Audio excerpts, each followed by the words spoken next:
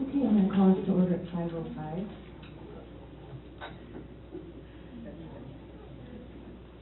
Let's start with our roll call. Chair Andrews. Here. Ira Brzezinski. Dusty Khan, I'm here. Gwen. Here. Armando is absent.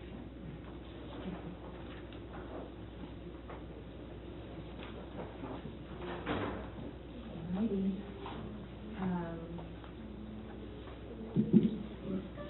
Just a quick word before we start. Item 3, public communication. If it's your first time here or your first time thinking about maybe making public comment, I just want to remind you that there are forms on the back table where you can tell us your name or not. You don't have to tell us your name if you don't want to. It helps us if you indicate which part of the agenda you want to comment on, and then we have you in order. When it's your turn, you would just step up to the mic. We do have a timer on the microphone there set for 3 minutes, which is our period that we have for individual comment.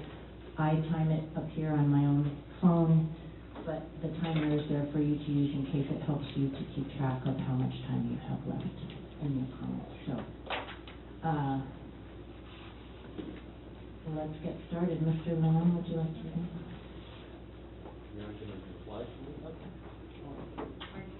We have to, the Supreme Court said 1943 you don't have to. So anyway, I'm sorry, did you want to use the timer that's there to your left? I'll talk fast. All right. My name is Steve Lamb, and you know, we still have the ongoing problem with this board not having any respect for the law, violating the Brown Act, not fixing that, attempting to harass and violate their director's civil rights because y'all got into a confrontation with her that you refused to settle amicably. And you know, you can run the timeout on her employment contract. That's not going to help you because we'll see to it that you don't get another election. That's not going to be hard because nobody in their right mind would serve under you. That's all.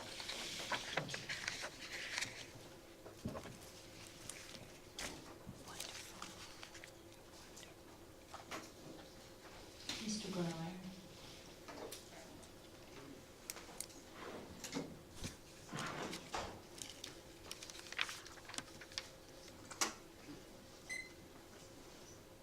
Yes, Dale Gronemeyer, attorney for Mindy Katay.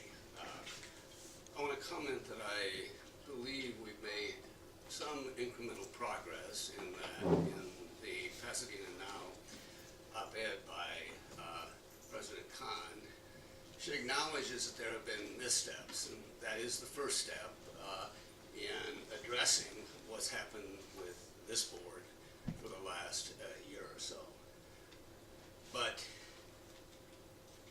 whatever good she did in that article by acknowledging that the board has made some missteps was undone by the preposterous assertion that those were well-intentioned missteps. When Ira Brzezinski said he wanted to be president of the board because the fun is about to begin, and that fun about to begin is because he's going to adversely document purported problems of Director Katay. That's not innocent missteps. That's malicious missteps. When Ira Brzezinski repeatedly calls Mindy Katay an idiot, repeatedly twice, at least in documents we've gotten so far, and these are written documents, we don't know what he's saying orally, that's not dialogue of somebody who is making innocent missteps. That's malice.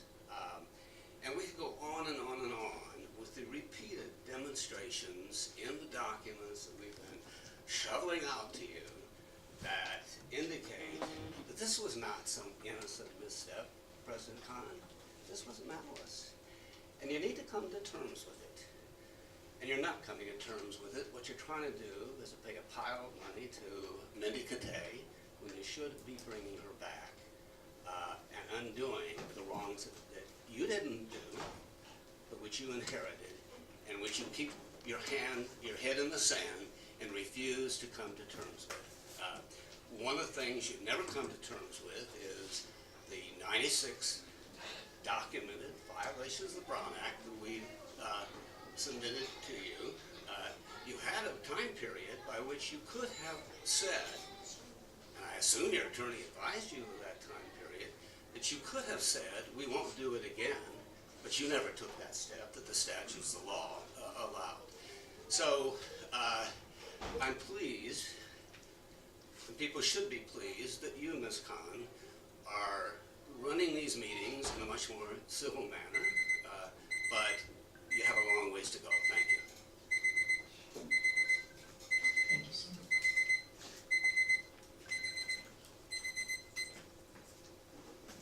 Thank you, Anthony. Renee?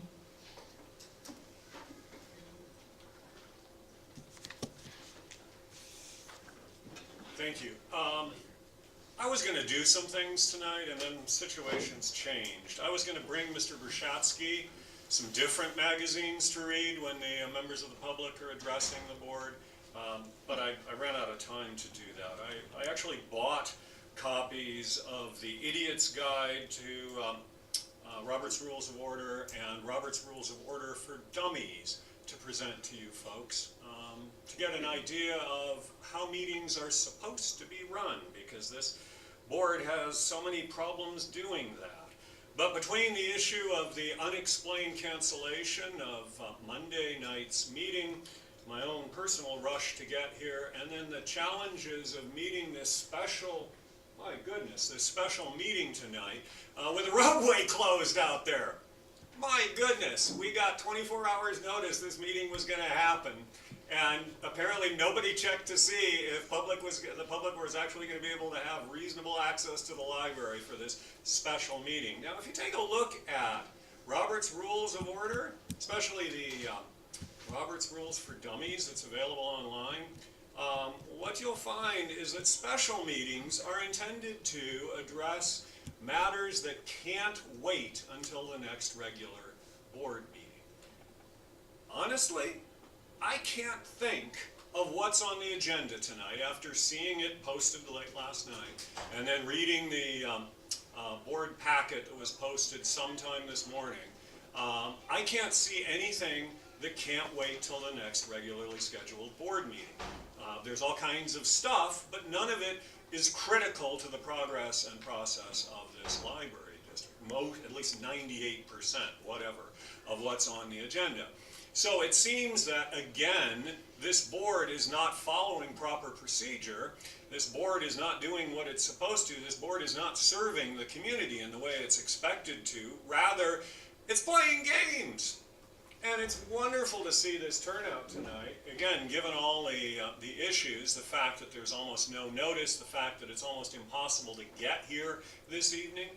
But I wish you all would understand how this process is supposed to function and treat the community with the respect, well, not just the community, I'm sorry, the staff who arrange their schedules to be at these meetings, that you would treat those individuals with the respect they deserve.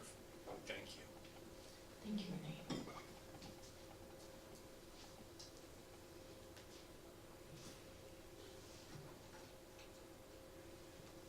All right, we'll move on to item 4. Oh, sorry, Mike.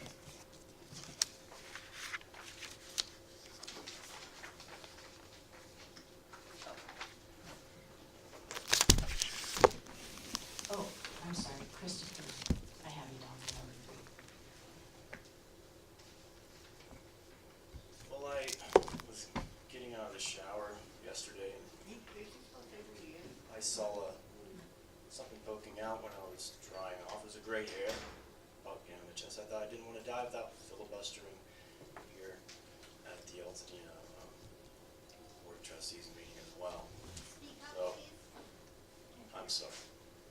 So, I just want to start off by saying that I believe everyone here has experienced that loving others and service to others is the greatest pleasure in life. And that I want to admonish everyone not to lose sight of that goal, and to keep that in mind when you're interacting with one another, so we can have, you know, good civility here and respect. It's not loving to others to be name calling or saying someone is a stain on the community, especially publicly. It's not service to others to be dismissive or disengaged when you're on the board. And it's not loving and service to others to be interrupting each other. So I just want to throw that out there for my first public comment. Thank you. Thank you, Christopher.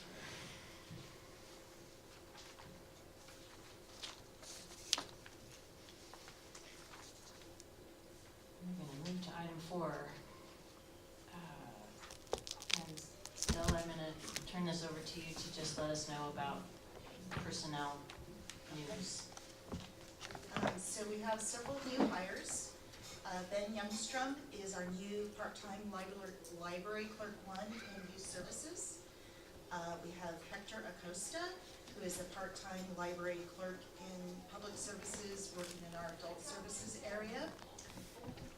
We have Yvonne Ewan, and I apologize if I did not say her name properly, her last name. She is our new part-time clerk 1, again in public services, specifically working with the adult services. And then we have Lori Newfang, who is our new part-time library page.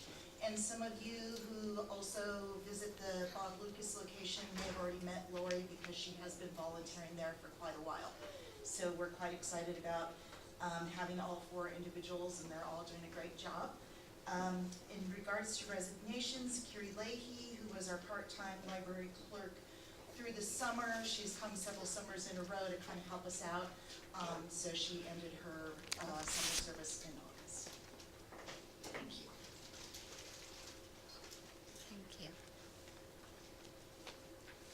Any questions or comments from the board at all about the board? Great. Thank you. I have I do. Is my mic on here? Just in terms of the hiring process, Stella, are these, I just don't know much about, you know, the cycle, if you will, the hiring cycle for this sort of thing. When you have these openings, are they filled pretty rapidly as a rule, or do you have to shop around a little bit? As a general rule of thumb, they are filled pretty rapidly. So each of these positions was by somebody who had left for various reasons. So for example, Ben was filling the position that had been vacated by Adriana, who worked here about a year, but she lived in Inglewood, and at some point she realized that was just too much of a commute for her, so, but generally they're filled fairly rapidly. Okay, just was wondering about the difficulty of any for searching for folks like this. Thanks. All right.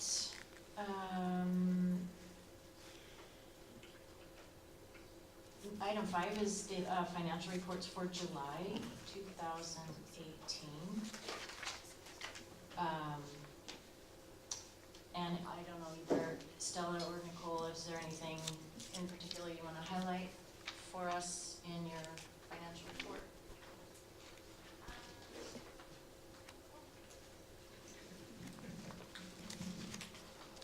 If you're looking at your packet, the summaries on page 3.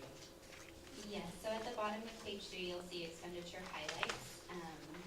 We are currently showing a negative net income, and that is because we prepaid a lot of things in July for the fiscal year of 18-19, including our earthquake insurance and our workers' comp through SDRNA.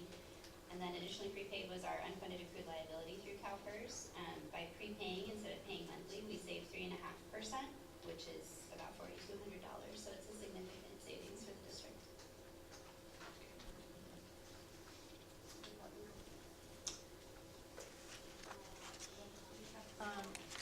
I'm gonna ask you not to. Wasn't me, It wasn't it wasn't her. me, it was her.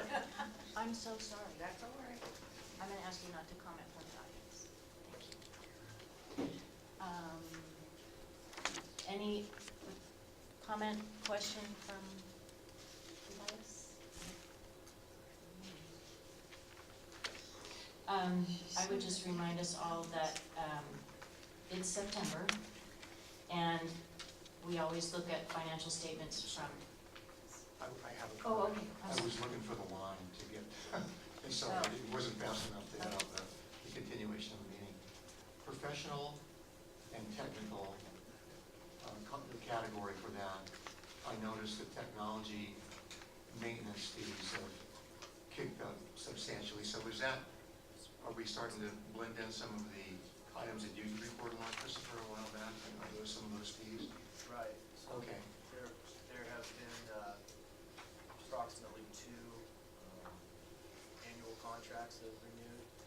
One is our support for ILS, our Integrated Library System COLA. And there's also fees for the RFID project, and that's quite substantial. Yeah, so that's why you're seeing mainly the RFID. Okay. And after that, it's been paid. So we should expect a couple of hits to that line as the year goes forward, right? You're paying for this like in installments, basically.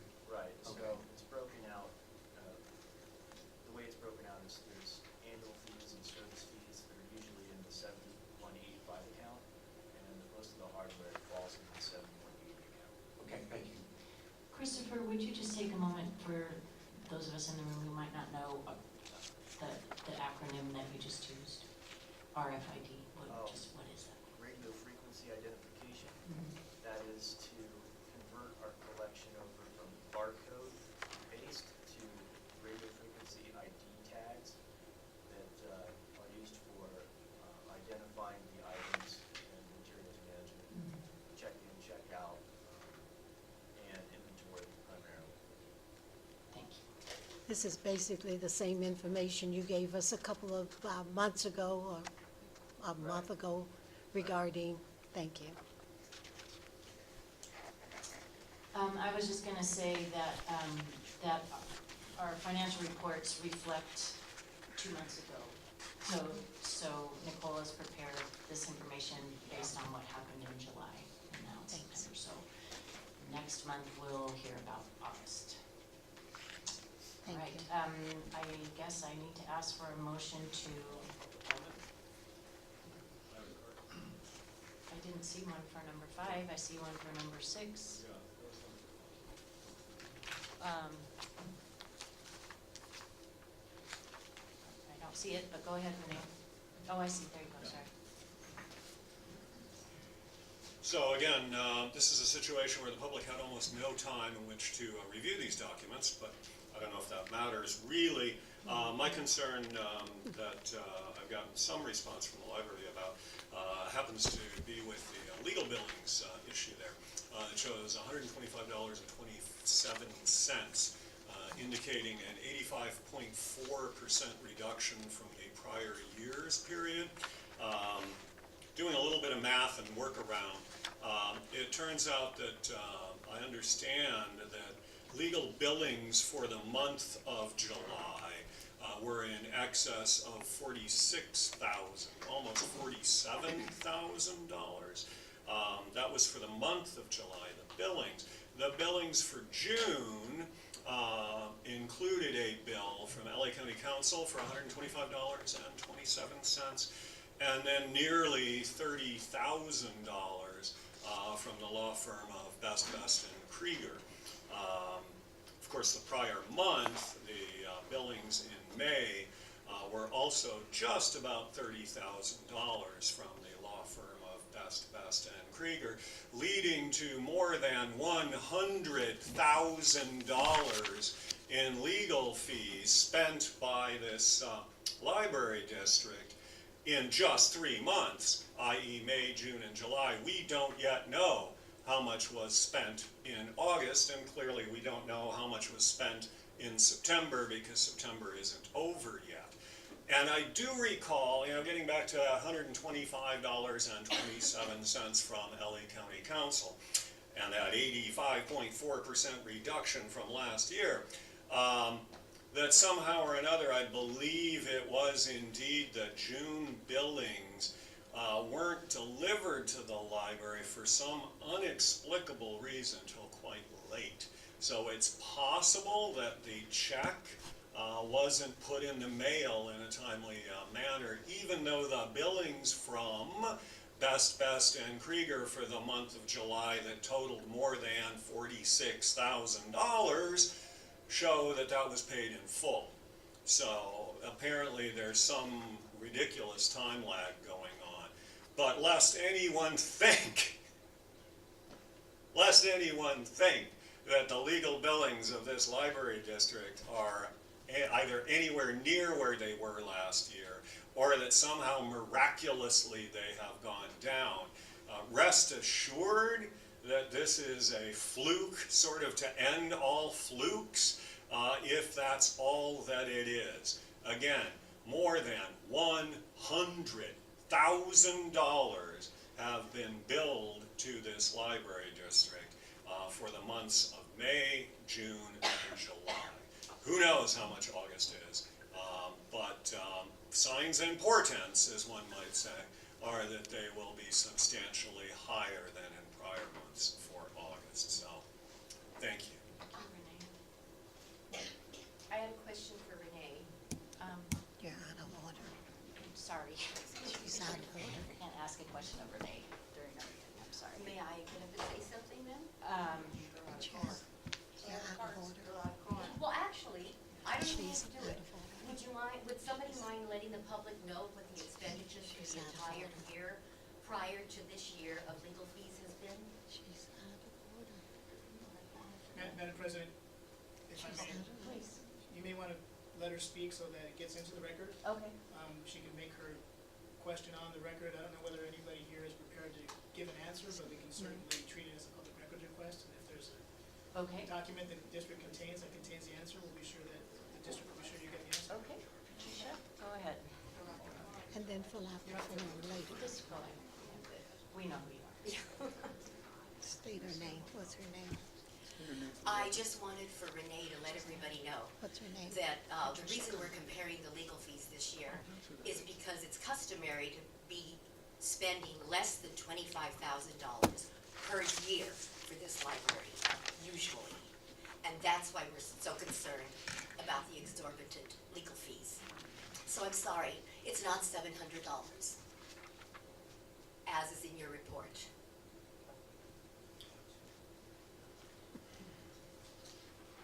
Thank you.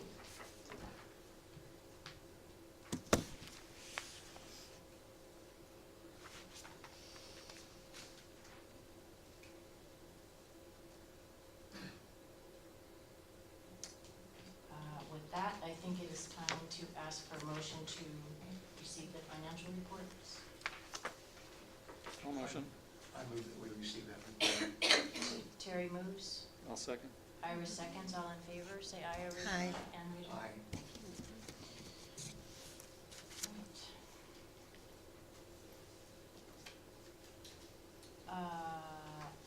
Renee, you wanted to say something about item 6? Yes, Madam President, thank you. Again, with just a couple or 3 or 4 hours for the public to review the documents in front of you instead of the normal 72 hours, God, I miss my weekends. The short story long is I took a quick look at the statistical reports. No doubt all of you have had just a chance to do a quick look because this is, again, a special meeting. 24 hours notice. For whatever reason, we couldn't arrange this in a timely manner and respect the public. But if you look at those statistics and the little bar graphs, which are always great to look at, because it's kind of like USA Today, we're eating more broccoli, as Doonesbury once did.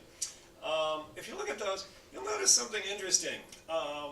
Programs up basically at the branch, but here at the main library, it almost looks like, without the visionary leadership of the library director at the helm running things, those numbers aren't looking like they used to. Things were going up, and now they're either stagnant or they're going down on those numbers. And that's not good. Programming and all the rest of that, as we've got all this extra money available from the rising tide of property taxes, we should see numbers going up substantially. And they're not. And, you know, I've spoken, lots of people have been concerned about the costs of not having the library director in her position working. The fact that she's being paid to stay away, being ordered to stay out of the workplace and not work, the legal fees. But there's something about the whole vision thing. There's something about the whole ability to drive and encourage and motivate staff and community and be out there and be at Rotary meetings, to be everywhere in the community that the library director has been, but has been ordered out of. There's that whole vision thing. And this is the first time I think we've really seen those numbers starting to do what we were all worried they were going to do.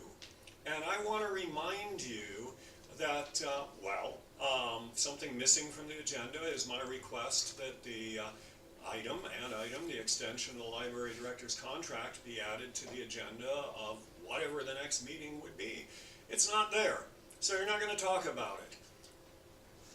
You may not have done the calculus, as I suggest, as to the true costs to this community of losing the library director, which, unless you take some action, actually unless you call a special meeting, will occur at the end of business on Friday. Thank you. Thank you.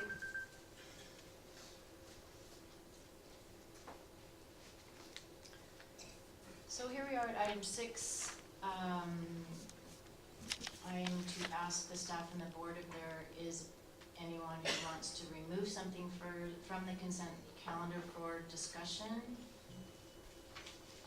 Is that the case? No. Okay. Then I would ask for a motion that we approve the items and recommended actions in the consent calendar as listed on the agenda. May I have a motion to that effect? I would move that we One so approve moves. all of them. Second that. Terry seconds. All in favor, please say aye and raise your hand. Aye. Thank you.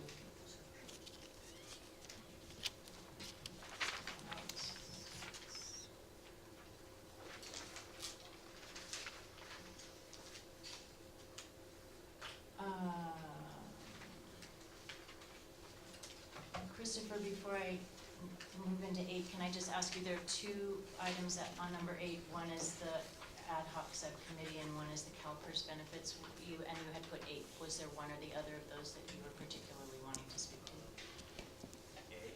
A, okay. Okay, you're up. Go ahead. Would you like to use the timer there so you sort of know? I think I keep it relatively short. Okay. I just want to go on the record as saying that Director Katay is probably the most passionate person that I've ever worked under, and that passion has driven the extraordinary development at the Altadena Library. If you, and I see that this legal matter between the board and Director Katay is spiraling off into the worst possible outcome, which is a zero-sum game where the board wins and the community loses from legal fees and loses the passionate and extraordinary director, or Director Katay wins and there's still the same scenario. But the most optimal outcome is what, John Nash won the Nobel Prize for, which is to cooperate and would be to drop all legal action and both sides get together, apologize in humble proceedings, resolve the differences and heal the relationship that's had problems in the past. All relationships can be healed. There's nothing beyond repair. And I strongly urge the Board of Trustees and Director Catay to approach the situation in that way, so that we can have the most optimal outcome. That's it. Thank you, Christopher.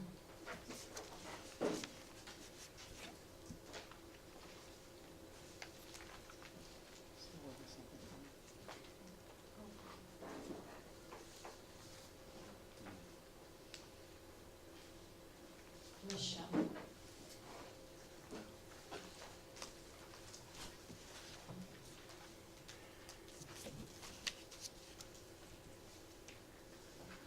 Good evening. I'd like to second the comments that were just heard. I wanted to make the same appeal to the board. I think it's within your power to give us our library back.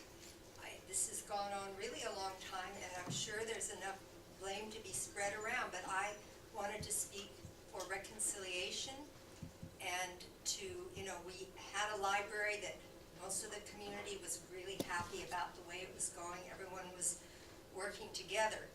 And so that's what we know. There's obviously things that we don't know, and it's kind of troubling because it seems to be unknowable. However, what we see the actions of the board, especially before the new chairman and Terry came on. So we see that there's definitely been something on the board side that mistakes were made, and there were a lot of things that happened that we wish hadn't happened. We don't know, as far as Director Catay, we've just seen a library that's come alive and become a community center that we all want to be a part of, and we really feel that we're losing so much faith in this public institution. And I would just ask everyone to take a breath, step back, and try for reconciliation, and to be able to have our library director back. Thank you. Thank you, Michelle.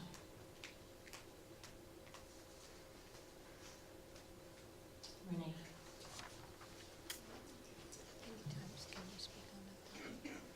Following up on the earlier comments, I'd remind the board and members of the public that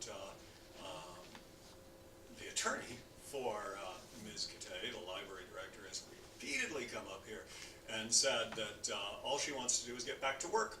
And all she wants to do is get back to work, and all he wants is to get paid for the fees he's earned so far, fees that have, as a result of their efforts, uncovered all kinds of uncouth missteps. But that's not really the reason I wanted to come up here, while I appreciate the comments of the earlier speakers. That is that one of the problems this library board has had is transparency and openness and letting folks know what's going on and deliberating openly. As pointed out by Mindy's attorney last time, this is a deliberative board. You should be discussing issues. There was no discussion about any of the statistics, which is unusual. I don't understand why. Normally, someone will say something about those stats. Not even that tonight. This is a deliberative board. You should be deliberating in open and in public. We should see rough edges and irritation on your part with each other. This is not about all being yes and no, or not saying anything, or expressing an opinion. This is a deliberative body, so that when this body creates an ad hoc committee, such as one to determine what to do about an interim or a gap or a whatever director for this library, it would make sense that public input would be of value. Now, we've all seen the headlines about how it was decided that rather than allowing members of the public to attend quietly, if necessary, meetings of this ad hoc committee, that they were going to be held in private, because that would be better and more expeditious. Well, I'd like to remind people, efficient. Efficient was a term used in the email, denying the request that public members be able to attend these meetings.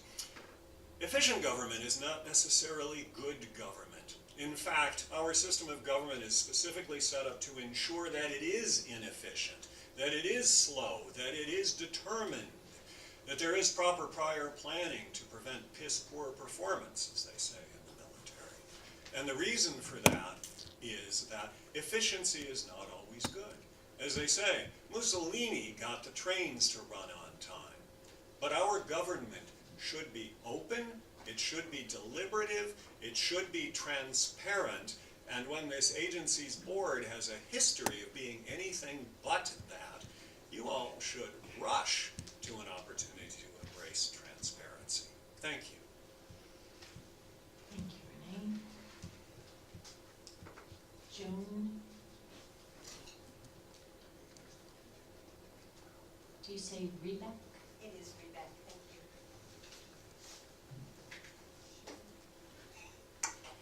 Hello, thank you for this opportunity. Sadly, because my life gets very busy, I don't come to as many of these meetings as I would like to, and feel as a citizen and a resident of Altadena I probably should. So I would like to make a request that you help those of us who aren't here all the time to kind of fill in the blanks when we come to these meetings. We elect you. So I feel like there is some responsibility to those of us who do cast our ballots. And it would be nice to hear your vision for where you want the library to go and why you're hiring the people that you're hiring, why you're doing the things that you're doing, and what impact you hope that those actions will have on the community. Thank you.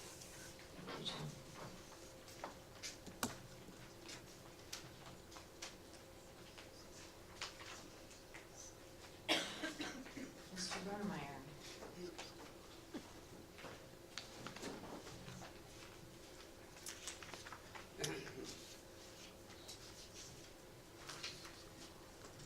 Yes, Dale.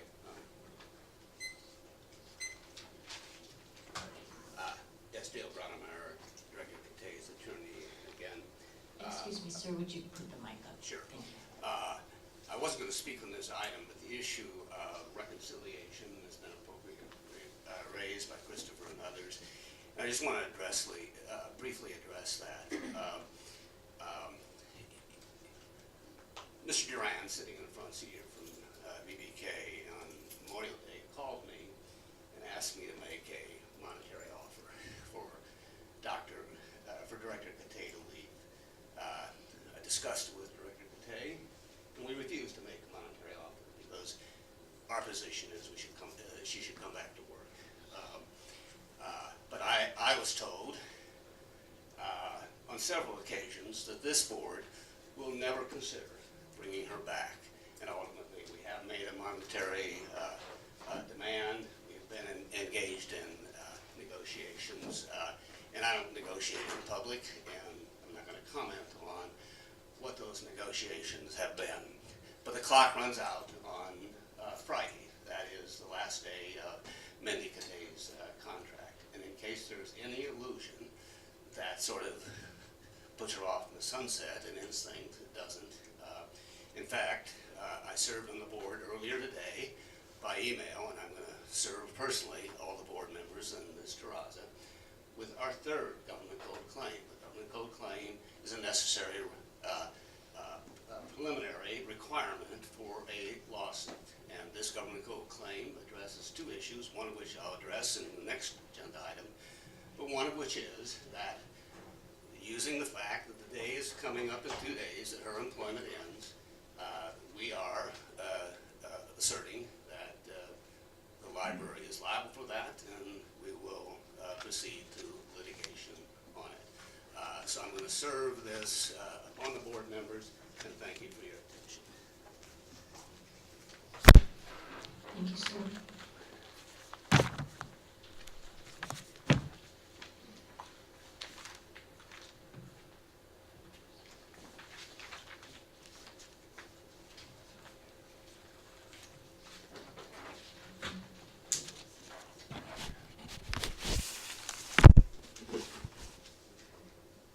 Just a reminder of where we are. We're at 8A.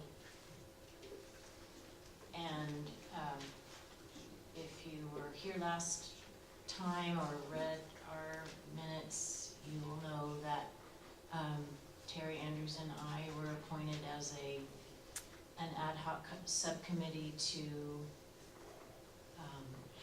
explore the idea of an interim director. Thank you, Anthony. That's my time. It's not like your data doesn't go over. So I just have a very brief report about that. Terry and I met, we talked a lot about kind of the short-term and long-term needs of the district in terms of leadership. We have talked to one person who might be qualified or interested to serve in an interim capacity. And we have several others who've been identified to us as people who have the skills and experience that might qualify them to help us out if we need it. And that at this point, we're in the middle of that process, and we'll bring back a more well-defined plan when we've gotten further through that process. So that is what I have to say about that. 8B, I'm going to ask Stella to talk about the CalPERS. She'll let Nicole. Nicole will do that. Thank you, Nicole. So 8B is just a rate sheet from CalPERS detailing the new health rates for 2019. We're currently in open enrollment right now, so employees have the opportunity to change their health plan starting January 1, should they choose to do so. The contribution from the district remains the same at $500 per employee. Additional increases in premiums fall on employees. There are actually 2 health plans this year that fall under the $500 threshold, so it would be a small potential savings for the district for any employees that choose those plans. Thank you very much. In general, I just asked the question. Gwen, I'm sorry, before you do, for the Okay. tape's sake, I'm just going to ask you to talk into the mic. Oh, Because you're no problem. on film. We would want to do that, wouldn't we? Could you tell us just a little bit about which plan most have opted for? Or it just depends on where they are, is that right? It does depend, actually. It's pretty varied. I don't know that many employees have the same plan. Most of them choose a different plan, depending on what they need. Okay. Thank you. Notice the amount for the health plan. Thank you, Nicole. All right, we are about to go into closed session. We have a couple of comments about that. Before I call up those speakers, for those of you who may not know how that works, I just want to let you know that closed session means the board goes into a closed session, and you are welcome to stay and wait until we come out, if you can and want to. I do want to say that I realized that there is another meeting going on tonight at the community center that has to do with the focus on education in our community. We tried very hard not to conflict with that meeting and found it impossible not to conflict with that meeting. That meeting starts at 6:30. I can't tell you at this point how long our closed session will take, so I'm sorry about that. So it's, if you were hoping to be able to make both meetings, I'm gonna let you kind of watch the clock and make a decision about whether you wanna stay here and wait for us to come back out, or if you'd like to move on and go over to the community center for the other meeting. So with that, I'm gonna go ahead. We have 2 speakers who wish to speak to item 9, closed session. Mr. Bronemeyer, we'll start with you.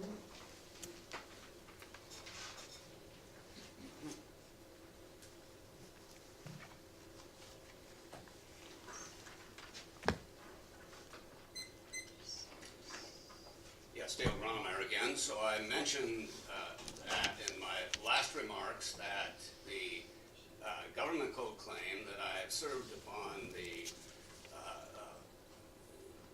acting director and the board members does address the anticipated termination of Director Katay's contract, and what we assert are the wrongful motivations for that, i.e.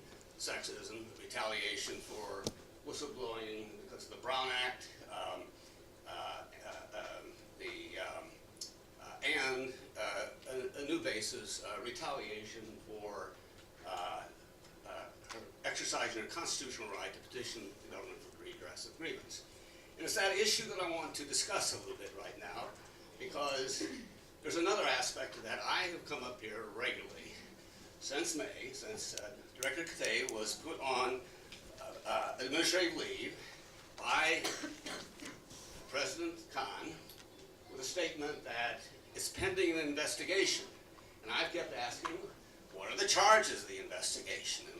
And what I had been told up until earlier this month is that the charges were her charges against against Trustee Roshatsky and Trustee Zambrano and Trustee McDonald. And in fact, that investigation has been went forward. We've cooperated with it. But lo and behold, in mid-September, Director Katay was ordered by President Khan to participate in an investigation against her. And since I've been saying, well, you've never told us what charges are, and I said, we want to put it out there publicly, and she hasn't put it out publicly, I want to put it out publicly. The charges are that when she filed government code claims with the library, in 4 or 5 instances, the allegation is she breached the attorney-client privilege. One of those instances is an allegation that Director Katay breached the attorney-client confidence from the county council while she was on administrative leave, that she disclosed in her government code claim filed with the district violations of the Brown Act that occurred after she was on administrative leave. Now, she wasn't even in communications with the attorneys, so how can she disclose something that she didn't get? But she's now had to spend money and time to defend herself against that. She's appearing at an interview tomorrow morning with these kind of frivolous charges. So we're making progress because President Katay is now, or President Khan has given us some charges, but they are frivolous to the core. Thank you. And by the way, Thank copies you. of these are available. Thank you, Anne. You You have can to have read what's them. left from my 3 minutes. I didn't use them. Renee, you're up. Thank you. As I was sitting here, I realized maybe it's Tinkerbell time. And I remember Tink, and can you believe? Come on, everybody, you can believe, it can happen. And you're supposed to, I don't know if it's all, I believe, and all that sort of stuff. And I realized that because this board has done some funny things in the past. I remember back to the night they came out of closed session, and I think they were talking about this case, and they announced that they were going to offer the library director a 90-day extension. So maybe miracles can happen. And if the community and those watching on Facebook or wherever this might wind up going, I don't know, if everybody goes, I believe, I believe, I believe, maybe at the end of closed session, the president of this board will come back in and announce to the hushed and huddled and gathered and expectant crowds that yes, indeed, this board has seen the light, that they too understand that Tinkerbell lives in the hearts of all children, and that we will wind up with a visionary library director, maybe even for the rest of the year. Wouldn't that be wonderful? Now, that said, before everyone worries about going into closed session, for those members of the audience who are here, staff and everyone else, when they go off and go wherever they go or they order us out, remember, we're doing dinner here as a community building exercise. There's hot lasagna, we're gonna site bake some pizzas, plenty for everybody.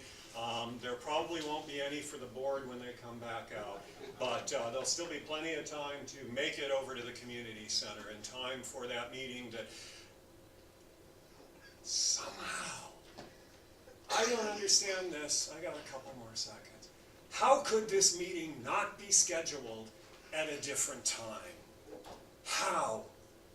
How? We're told the meeting couldn't happen on Monday, and this is the only time this meeting could happen. I'm flabbergasted, and yet the opportunity for transparency to explain that sits here and is just left. So we, like mushrooms, remain in the dark.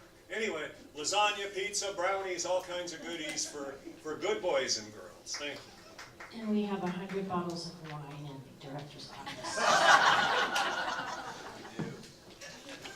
Thank you. Just kidding, just kidding.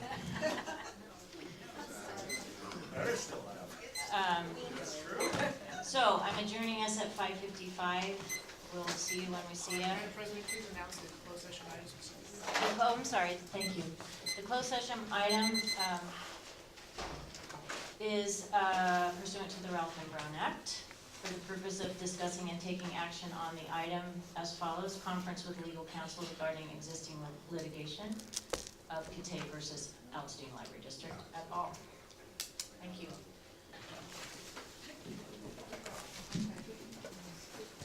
Hi everyone, thank you for your patience.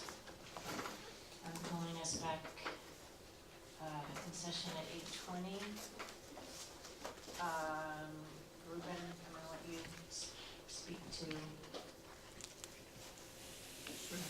our Thank you, Madam session. President. The board recessed into closed session to consider the listed litigation, which is Kitay versus the Altadena Library District. The board received an update from my office on the status of the pending litigation with no reportable action at this time. Thank you.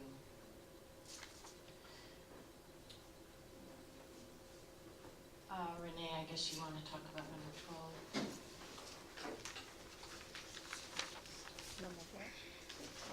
Yes, thank you, Madam President. I wanted to talk about this. This is the coming up with a new list of authorized signers. Based on the draft here, I realize we're all challenged. We are all challenged. And this is Wednesday, and as far, unless you guys hold a special meeting between now and Friday, if you approve this draft, you're going to have to change it almost right away because it's going to be totally meaningless. And let's see here, the list of authorized signers won't be good anymore. So I'm at a loss to understand this. I'm sure someone can explain it to me who's only had a few hours to read it, but seems to me this is dumb. I mean, I realize that when the board adjourned last time, it left itself hanging and left the community with a library that could not legally pay its bills. But this is just straight up dumb. And that's all it is, because unless you do a special meeting to take and repair this, it's just going to be dumb. And I wish I had a better word than dumb. I'm starting to like that word, because it fits. What are you going to do on Monday? Are you going to hold a special meeting to come up with a new list of people who can sign and pay the bills? Seriously, this is it. I'm at a loss. I really am. And as you know, I can fill 3 minutes in a heartbeat. I got nothing more on this because it's dumb. Thank you.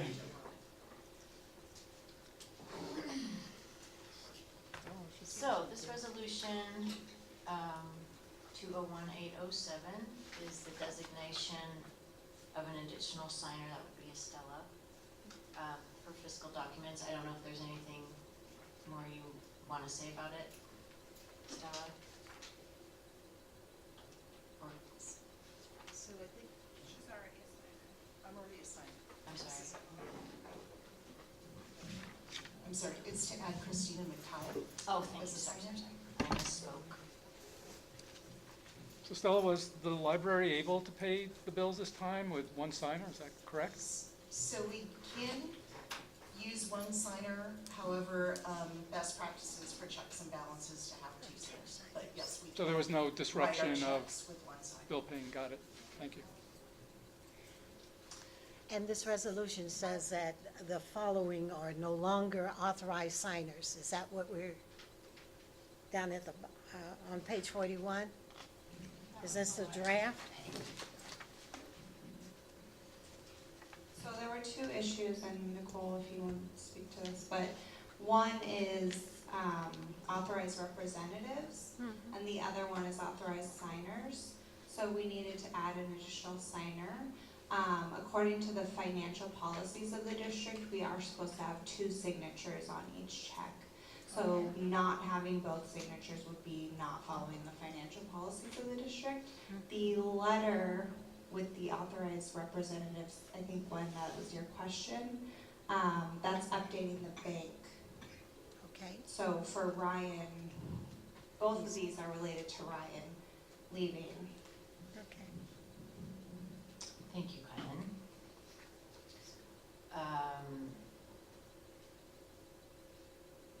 So I would like a motion that we accept this resolution. I'll motion. Ira's gonna move that, and who will second? I'll second that. Okay, I'm gonna second. All in favor, say aye or raise your hand. Aye, then. Thank you. So why do we need, why is it such a? Renee, I guess you wanna talk about correspondence?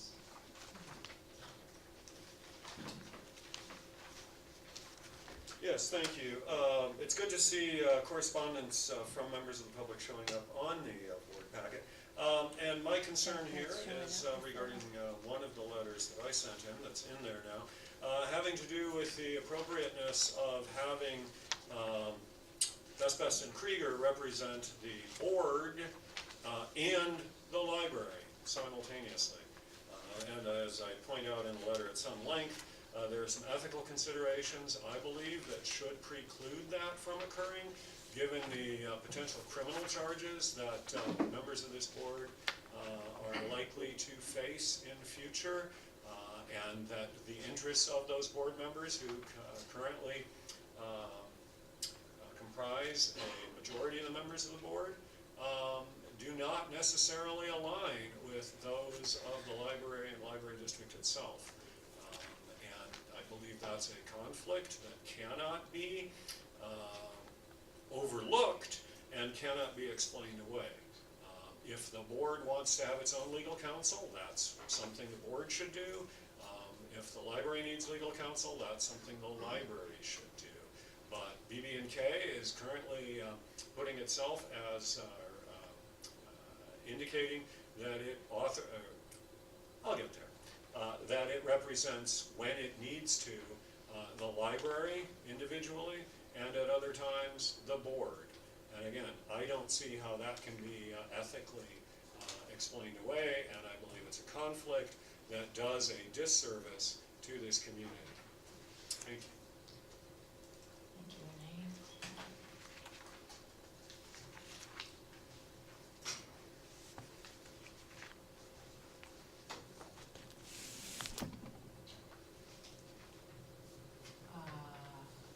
Otherwise, we recognize and accept the correspondence that's in our packet and move on to number 14. Renee, I guess you wanted to talk about that too?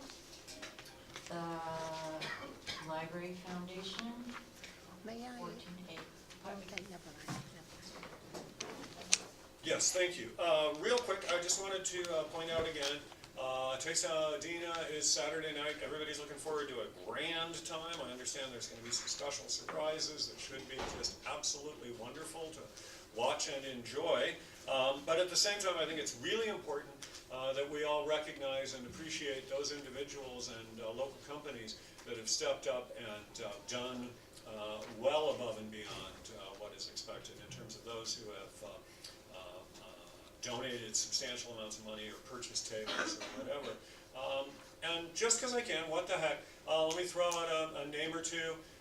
Buying a table and kicking in at least $1,000, it's my understanding, would be the current library director, Mindy Kate, putting in a little bit less, somewhere between, I think it's, I can't remember the numbers, but it's like 500 or more. Terry Andrews of the board.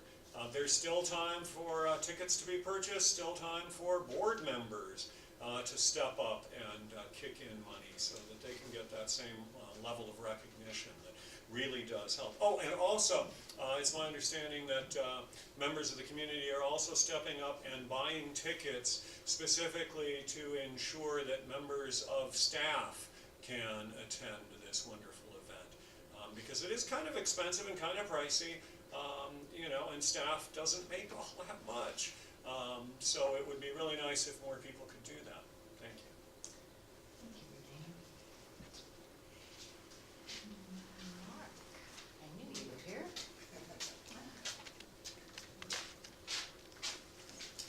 Mark Mariscal, representing Friends of the Altadena Library. And I will speak quickly on the Library Foundation too, since Cynthia's not here. But, you know, Renee did say the event is this Saturday, so 7 o'clock to 9:30. For anybody in the public hearing this thing in the next day or two, if you're going to listen on YouTube or wherever, it'd be great to see people buy tickets so they can still go to the Altadena website and do that. The Friends did have and Granny was part of it with Diana. You know, so maybe Stella talked about it at in the director's report, but you know, they did have an event this past Sunday that was really nice for what some people will call West Altadena, but you know, it's all Altadena as one community. But they did the bikes, they had the book sale, they did some other things. So I think that's a, you know, from the Friends' point of view, it's participating in the events that the library puts on, or the library puts on with community partners. And so I think the message really is that, you know, we have some good volunteers, but we also have some staff that really want to be creative out there and continue to work, not just in this library, but, you know, within the community. And that's what's really appreciative from the point of view from either what the foundation might be funding from the proceeds of the event on Saturday and what the Friends does with its dollars. So we'd be looking forward to seeing any and all of you that are there. Ruben, I haven't really even asked, but you know, it wouldn't hurt. So I'll talk to you after the meeting, but we look forward to seeing many of you on Saturday evening. Thank you. Thank you, Mark.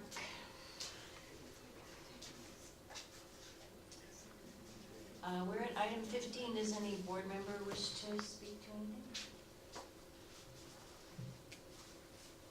I don't usually talk about what I give or what I don't give or what my family does. But I want to thank you so much, and we're looking forward to a Taste of Dena. I want to also commend Ryan for the job he did as interim director. I really appreciate him having stepped in during difficult times and really moved us on forward. So thank you so much for that. Okay? Thank you, Gwen. I think you speak for all of us there. Terry, did you know? Yeah, just another comment or two about the bicycle pop-up event that was held over the Bob Lucas branch on Sunday. That really was a lot of fun. I was part of that as well. And the Altadena County Council with their Safe Street Committee just did a terrific job. So there was a lot of effort that went into that and a lot of team spirit. Sometimes the volunteers outnumbered the participants at certain points, but the community really did get involved during the day. And I can't believe the support we got from vendors, from food vendors, from some of the local bike shops contributing things. It was just really a great event all around, and already the community out there, you know, in the Lincoln Avenue corridor, that, gee, we should do more of these, and even Diana Wong was saying the same thing. So I think there's a bright future for events out there at the Bob Lucas. Just want to make that observation. And let's not forget, wonderful celebration for Ryan and his leaving. Thank you so much for the friends of the foundation, for the trustees who were present in everything, and all of the volunteers who came. Thank you. Yes, I think we gave him a good send-off. Any board member want to speak to agenda items for future meetings at this point? No? Okay. I'm going to adjourn us I'm going to ask for a motion to adjourn us at 8:00. I so move that motion. I second. All in favor, say aye or raise your hand. Thank you, we're adjourned.